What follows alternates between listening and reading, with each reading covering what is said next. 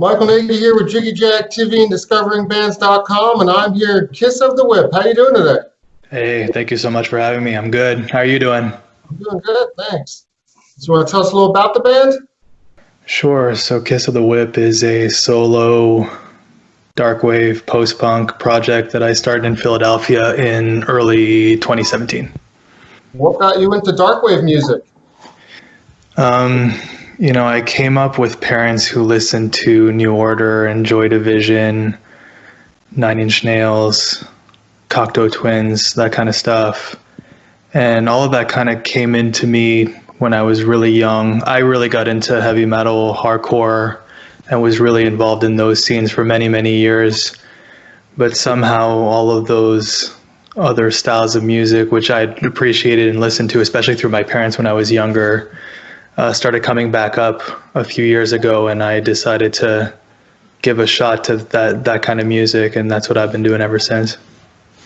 Now, you gained a pretty quick following and even made some lists of top albums and stuff. How did that happen? How did that happen? I'm not sure. I think that we, amazingly in this era, we have access to an audience not only in the United States but also in Europe through the internet, and I think there's a lot of appreciation for this style of music right now, and thankfully for me, people have seemed to appreciate what I'm doing, which I'm so thankful for. And you have some new music, right? I do. I have a full album ready to go. I completed it somewhere in January of this year, and it is going to be released through Cold Transmission Music definitely in the fall, probably in September of this coming year. Can you give us some more details about the album? Sure. I don't have very much distance to it creatively. It's a little hard for me to describe it, but I would say that it's a little more aggressive, maybe a little bit more 90s Cleopatra Records sounding, if that makes sense. Maybe a little bit more goth rock than stuff I'd released in the past. But in general, I think it's in line with the kinds of things that I've been writing before. A little more guitar, maybe. Now, this quarantine time, how are you handling it? So I am a mental health professional, and I'm lucky enough to be able to work from home.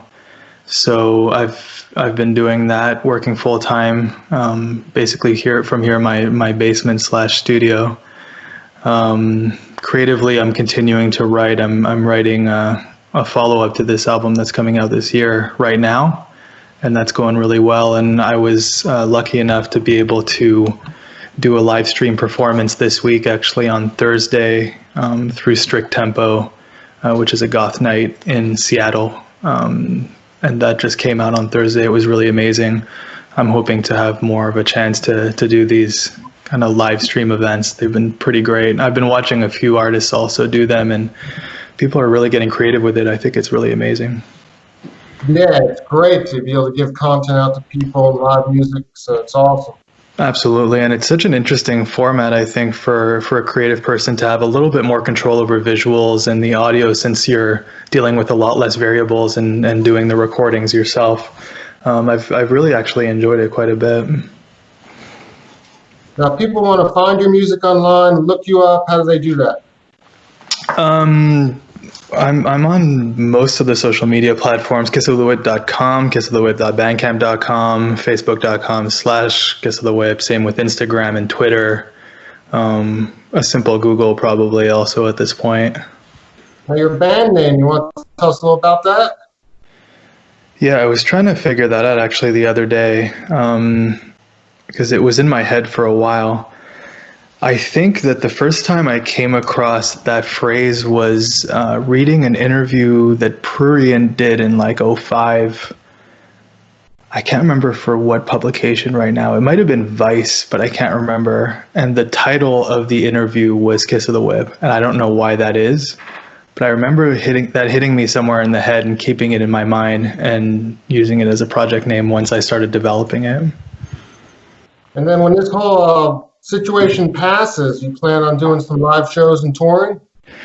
Yeah, absolutely. It's something that I really miss doing, and I've been thankful to have this time to focus in on my gear and the way that I've been presenting myself live. This live stream really allowed me to delve a little bit more into the audio side of things. And I think that I'm actually going to come out of this situation with a much better live setup and live experience that I've been providing before. So I'm actually kind of thankful for the time and for the space to work on that a little bit more.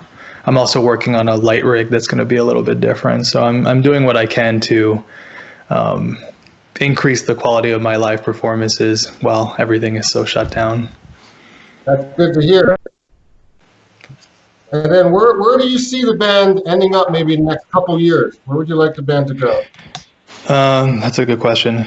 I signed to a German label in the hopes of having a little bit more involvement with Europe in general. I find that people tend to gravitate towards my music generally more from Europe actually than the United States.